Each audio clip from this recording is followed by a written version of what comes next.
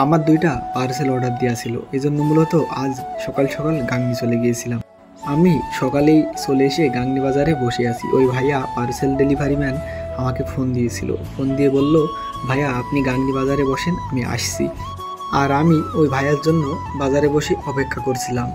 আর এখন যেহেতু ৮টা ১০ বাজে, আর এত সকালে বাজারের লোকজনও অত আসে নাই, বাজারটি ফাঁকাই লাগছে।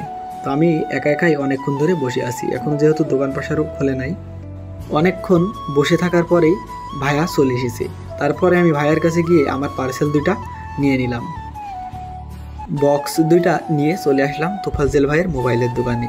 ভাইয়ের কাছ থেকে একটি বেলেট নিয়ে আমি বক্সটি খুলে ফেললাম। আর এই বক্সের ভিতরে আছে ডাফলন ৫০০ ঔষধ। আর এটি মূলত আমার আব্বার জন্য। এই ওষুধটি ফার্মেসির দোকানে পাওয়া যাচ্ছিল না বলে অনলাইনে অর্ডার দিয়েছিলাম। আর এই হচ্ছে আমাদের তোফাজ্জল ভাই। আমি পার্সেল নেওয়ার জন্য যেহেতু বাজারে এসেছিলাম, এখন আমার কাজ শেষ, এখন আমি বাড়ি চলে যাব। ভিডিওটি যদি ভালো লেগে থাকে অবশ্যই লাইক, কমেন্ট, শেয়ার করবেন।